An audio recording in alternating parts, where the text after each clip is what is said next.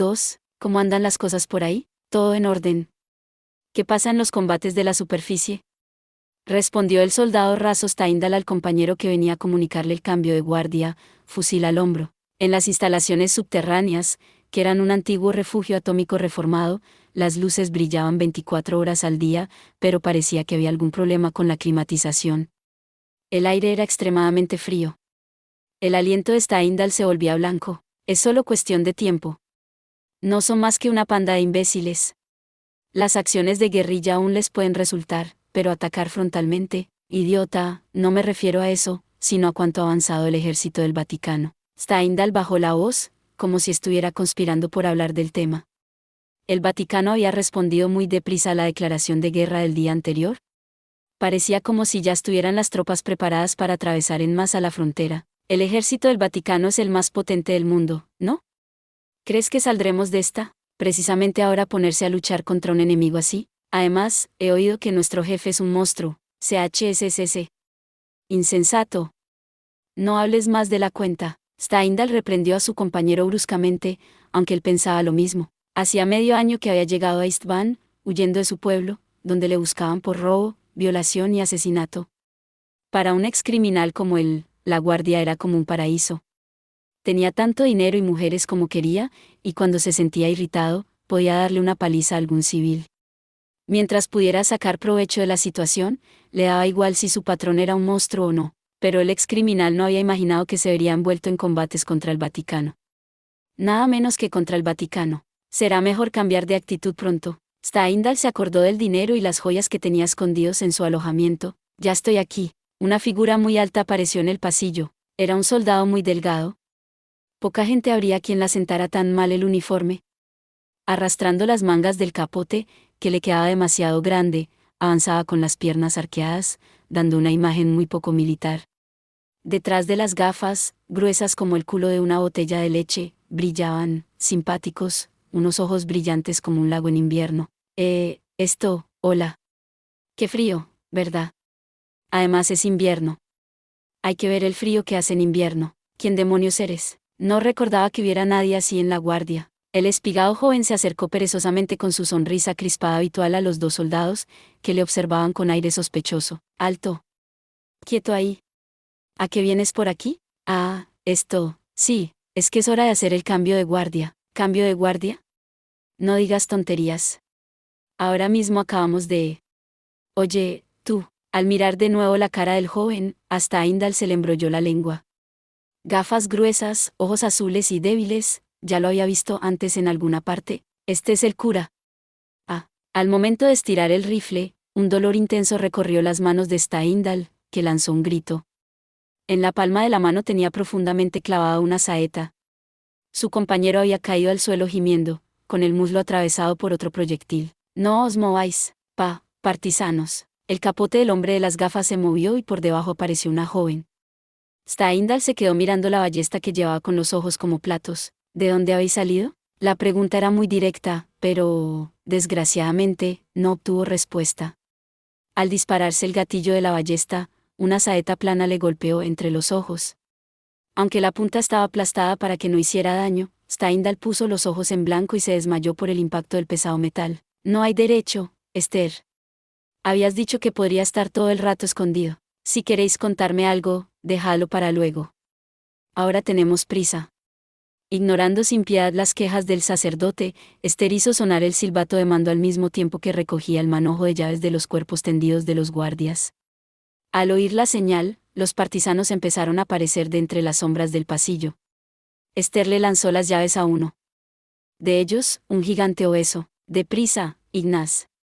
La obispo y el resto de prisioneros tienen que estar por aquí. En el fondo del pasillo empezó a oírse ruido de gritos y disparos. El otro pelotón ya había empezado el combate. No tenían tiempo. Introdujeron la llave en la cerradura con impaciencia y, una vez que la puerta se abrió hasta la mitad con un desagradable sonido chirriante, se lanzaron todos adentro. ¡Qué oscuro! ¿Que alguien encienda una luz? No bajéis la guardia.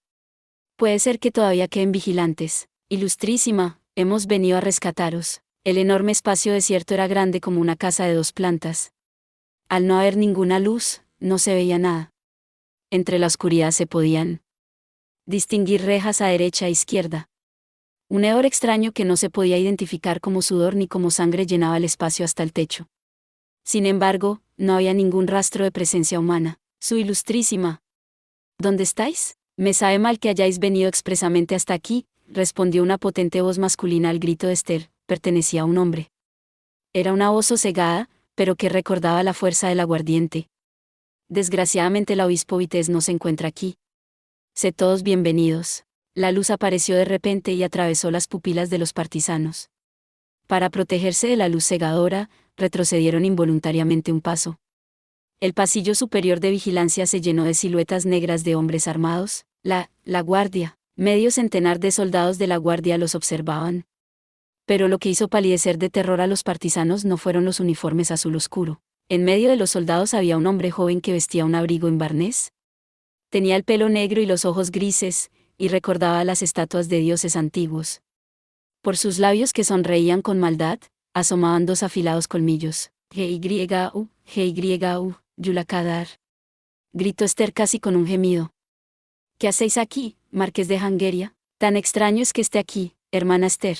Elevando las comisuras de los labios, el marqués flexionó la cintura como si se hubiera encontrado una dama en un baile y la estuviera saludando cortésmente. Sí, soy Yulakadar, marqués de Hangeria. ¿Tú eres la famosa Xiyay? ¡Qué sorpresa! El terrorista que nos ha causado tantos problemas es una hermosa jovencita. Sin dejar de mirar fijamente al vampiro, que sonreía con elegancia, Esther movió la cabeza, desesperada. Hemos fracasado. Alguien había filtrado el plan de ataque. La obispo no estaba ahí. La operación había sido un rotundo fracaso. Y además, aunque intentaran huir por la fuerza, la diferencia en potencia de fuego era tan grande. Rindámonos, Esther, susurró una voz débil detrás de la joven, que se mordía los labios. Tiremos las armas y que nos capturen sin violencia. No digáis tonterías, padre. Si nos capturan, la obispo y los demás, ¿no lo entendéis? Precisamente por eso tenemos que rendirnos, siguió Abel, alzándose las gafas y moviendo la cabeza. Su voz y su expresión eran completamente serenas. Si no nos han disparado inmediatamente es porque no planeaban matarnos aquí. Y si quieren capturarnos con vías que piensan usarnos como rehenes junto con la obispo y el resto. Hay muchas posibilidades de que nos encierren a todos en el mismo sitio. Claro, Esther comprendió lo que quería decir Abel sin necesidad de oír nada más. De todos modos, luchar equivaldría a renunciar a cualquier probabilidad de éxito, y en aquellas circunstancias, era imposible rescatar al obispo. Valía más entregarse por el momento, y mantener así abierta la posibilidad de contactar con el obispo luego. Entonces, podrían intentar escapar todos con más garantías. Nos habéis vencido, marqués, dijo Esther, impostando una voz sumisa mientras rezaba porque ninguno de sus compañeros empezara a disparar a la desesperada. Tiró la ballesta al suelo y bajó la cabeza. Nos rendimos. No disparéis, una decisión digna de elogio. Riendo con satisfacción, el marqués dio un paso al vacío desde el pasillo superior de vigilancia. ¿Cómo sería su sentido del equilibrio que descendió los 50 metros en caída libre hasta el suelo sin despeinarse? Dando grandes zancadas, como un carnívoro felino, el vampiro se acercó a Esther y le puso un dedo en el mentón. 17 o 18, ¿no? Murmuró el marqués, mirando el rostro blanco con una mezcla de odio y miedo. Su tono era ligero, pero tenía un eco burlón. No entiendo a los tiranos. ¿Por qué sacrifican la vida cuando son aún tan jóvenes? ¿Cómo es que sois una raza así de estúpida? No es que quiera morir. Simplemente, el hermoso noble que se encontraba ante Esther no era humano. Con un simple movimiento de la uña que le había puesto bajo el mentón, su cabeza saldría volando con un chorro de sangre. Unas gotas frías se deslizaron por el cuello tenso de Esther. Hay momentos en los que se debe arriesgar la vida, es así de simple. Por ejemplo, por la familia. ¿No lo haríais vos también, marqués? Bueno, yo no tengo a nadie que se pueda llamar familia. La verdad es que no sé qué decir a eso. El marqués respondió sin interés y retiró la uña del mentón de la joven. Con aire aburrido, lanzó una mirada a Abel, que estaba detrás de Esther. Ah, erais vos, padre Nictroad. Me dolió que os marcharais de forma tan precipitada ayer. ¿Tampoco os gustaron mis agasajos? Os ruego que me disculpéis por ello, saludó Abel con un tono de tensión concentrada. Pero, excelencia, habéis sido malo. Me usasteis para atraer a los partisanos, ¿no es así? Además, echáis la culpa del terrorismo a la Iglesia y a mí. Me decepciona que digáis que se os echa la culpa. El marqués sonrió forzadamente, aunque sin negar las declaraciones de Abel. ¿Acaso no os ha enviado precisamente para matarme, agente Abel Nitroa? Ante las inesperadas palabras del marqués, la mirada de Esther se dirigió a Abel. El sacerdote permanecía en silencio con expresión endurecida. ¿Eso da lo mismo ahora? ¿Dónde está el obispo?, gritó con irritación un partisano que no podía soportar más la tensión. ¿Dónde la habéis llevado? Como si las palabras del partisano le hubieran recordado el tema de la conversación, el marqués cambió de tono. Ah, ahora que decís eso, hay una cosa que tengo que daros, hermana Esther. El marqués sacó algo del bolsillo de su abrigo. Era un rosario lleno de polvo y sangre. Esther lo conocía bien. Es el del obispo. El marqués tomó la mano de la joven, que le miraba con los ojos como platos, y le puso encima el rosario. Acercándole la boca a la oreja añadió en voz baja, aunque suficientemente clara, las siguientes palabras. La hemos matado. El cuerpo de Esther se tensó como si le hubiera atravesado una corriente eléctrica. ¿Qué era lo que acababa de decir ese monstruo? Aquello era tan horrible que su cerebro parecía negarse a procesar la información. Expiró 2, 3 veces, sin tomar aire en los pulmones. Sus neuronas se esforzaron por interpretar la información de algún otro modo, pero fallaron en el intento. Como si la hubiera alcanzado un rayo, la joven se quedó paralizada, respirando violentamente. El marqués repitió, con tono divertido ante la reacción de Esther. Habéis llegado un poco tarde, hermana Esther. Ayer por la noche, la ejecutamos a ella y al resto de prisioneros. El rugido que se levantó puso los pelos de punta a todos los que lo oyeron. Casi al mismo tiempo que el sonido llegaba a los oídos de los presentes, la joven desenvainó el filo de plata blanca que llevaba en la cintura y dio un fuerte golpe contra el suelo. No, Esther. El primero que reaccionó fue el sacerdote de las gafas. Alargó el brazo rápidamente para agarrar a Esther por el hombro, pero no llegó a tiempo. La punta del cuchillo de combate salió volando en un torbellino hacia la cara del vampiro, como un espíritu sollozante de mal agüero que anunciara la muerte. Un ruido metálico agudo salió del cuchillo cuando chocó contra el anillo del marqués. La fuerza monstruosa del vampiro era capaz de repeler no solo el cuchillo, sino el cuerpo de Esther al completo. Sin embargo, si la ira y el odio existían en este mundo en estado puro, estaba claro que se habían encarnado en el cuerpo de la joven que rodaba por el suelo como un gato. Al girar de nuevo sus delgadas manos, el cuchillo orbitó en el aire como por arte de magia y se dirigió al vientre desprotegido del marqués. Estos objetos tan peligrosos no deberían estar en manos de una señorita. La risa amarga del vampiro sonó al mismo tiempo que el grito de la joven. No solo esquivó el ataque mortal, sino que atrapó tanto el cuchillo como las manos de Esther sin dejar de reír. Comportaos como una dama y estáos quieta. Con un tono ligero, como si estuviera contando un chiste, arrojó el cuerpo de Esther contra el suelo. Si Abel no hubiera acudido a amortiguar su caída, probablemente la joven se habría partido el cuello. Los dos cuerpos rodaron enredados por el suelo, gritando. Esther. Los partisanos, que hasta entonces habían observado la situación con las manos recogidas, alzaron las bocas de sus armas y empezaron a disparar sin apuntar. Las balas que pasaban rozando la cabeza del marqués acabaron explotando en la pared, a pocos centímetros de los camaradas del otro lado, que bajaron la cabeza instintivamente. «Imbéciles, alto el fuego.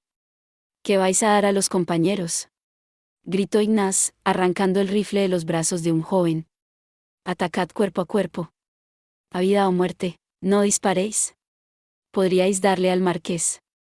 A la bayoneta», gritó un oficial de la guardia en el pasillo superior. Al ataque, la luz blanca relampagueó en el suelo y el techo. Los partisanos, armados con cuchillos y hachas, se abalanzaron contra el vampiro para salvar a su líder. Para evitar que tuvieran éxito en ello, los soldados bajaron blandiendo las bayonetas. Los hombres chocaron entre estallidos de sangre, lanzando gritos de guerra. «Vete al infierno, Yula». Emitiendo un fuerte grito, el partisano joven de antes esgrimió su rifle hacia el aristócrata. Utilizando la sólida madera de castaño como garrote, dio un golpe de lado a la cabeza del marqués. «Lo hemos conseguido». Un grito de alegría se elevó entre los partisanos.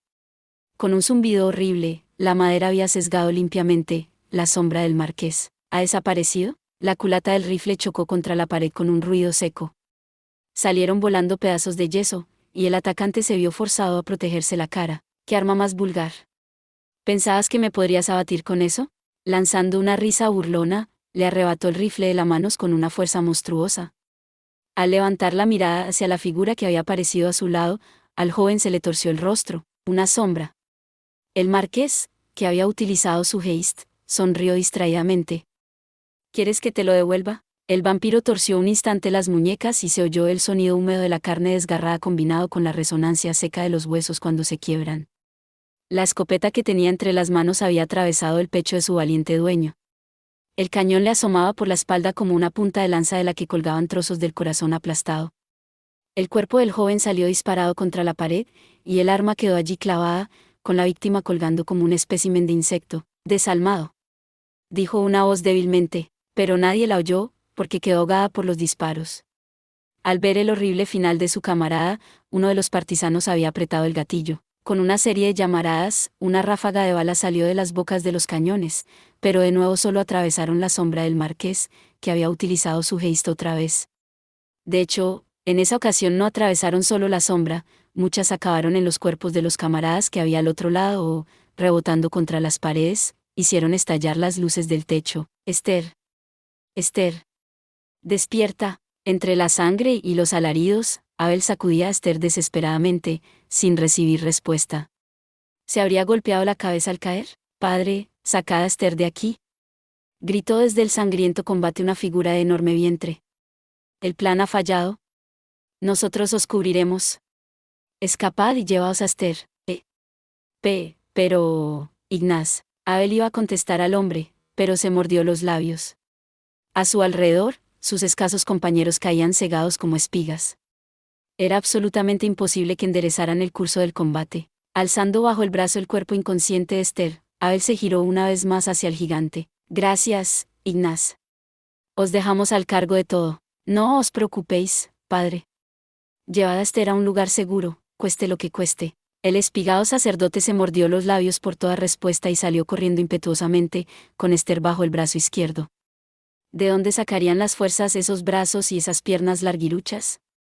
Iba tan deprisa que parecía no sentir en absoluto el peso del cuerpo de la joven, pero a su lado apareció una figura que corría a la misma velocidad. Padre Nitroat, ¿os creéis que un simple tirano como vos puede huir así de mí? Los ojos grises se afilaron y se oyó un sonido extraño. Un objeto extremadamente afilado desgarró el aire y atacó a Abel. ¿El puño del marqués? En su dorso brillaban los huesos con una blancura horrible. Padre, pareció que el filo alcanzaba completamente el cuerpo de Abel. Al darse cuenta del peligro que corría su líder, los partisanos blandieron los fusiles.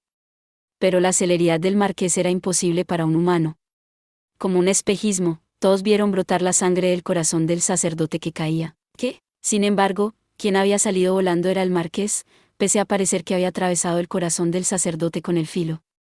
En vez de sangre roja, lo que brotó fue una luz blanca y una fiera ráfaga de disparos. ¿Cuándo había aparecido?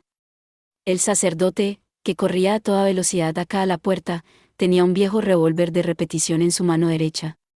Del cañón se elevaba un humo blanco como los colmillos de una fiera hambrienta. Evitando las balas con la capacidad de reacción de las razas de la noche, el marqués aterrizó en la pared y sacó los colmillos. Tú, padre Nitroat. Sin dejar terminar al marqués, la mano derecha de Abel movió la pistola. Gatillo, pum. Considerando que iba corriendo y cargando a una persona, fue de una precisión terrible.